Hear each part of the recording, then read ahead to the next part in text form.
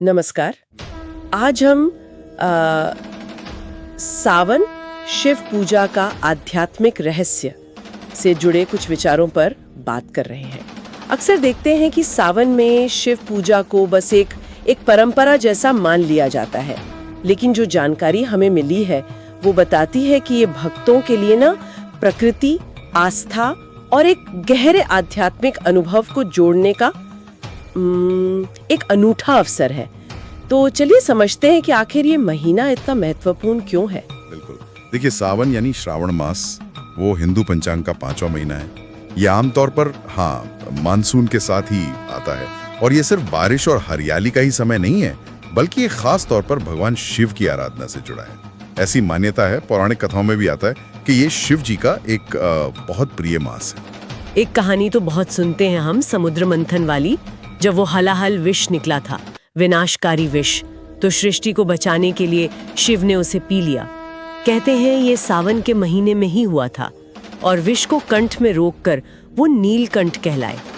ये सिर्फ कहानी नहीं है, शायद ये त्याग और एक तरह के नियंत्रण का प्रतीक है ना। हाँ, बिल्कुल। ये प्रतीकवाद बहुत गहरा है। असल में ये सिर्फ बाहरी संकट को रोकना नहीं है, बल्कि अपने अंदर की जो नकारात्मकता है या जो विषमताएं हैं उनको साधने की क्षमता का भी प्रतीक है।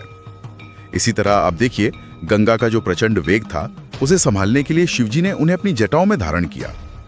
ये भी एक तरह से ऊर्जा का संतुलन है, उसका नियंत्रण है।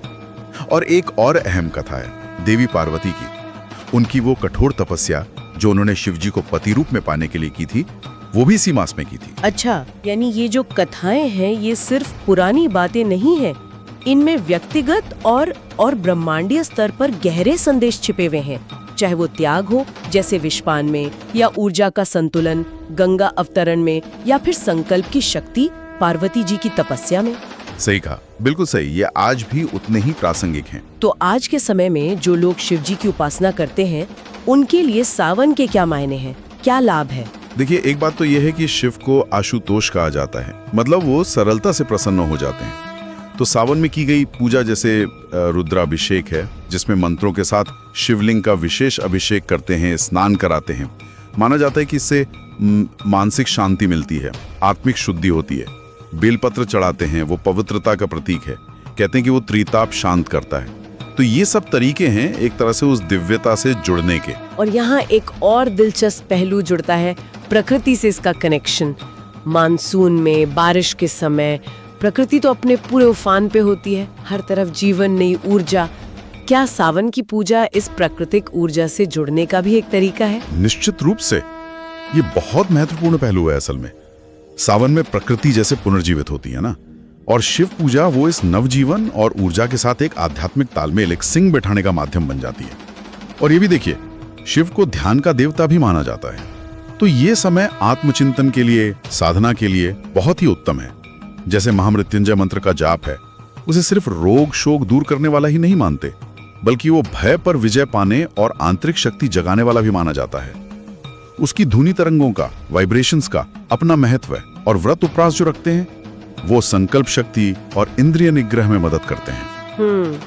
तो अगर हम इसे संक्षेप में कहें तो सावन मास की शिव पूजा सिर्फ बाहरी कर्मकांड नहीं है, बल्कि ये एक आंतरिक यात्रा है। शरीर, मन, आत्मा की शुद्धि, प्रकृति की लय से जुड़ना, पौराणिक कथाओं के गहरे अर्थों को समझना और अपनी चेतना को ऊपर उठाना। बिल्कुल सही कहा आपने।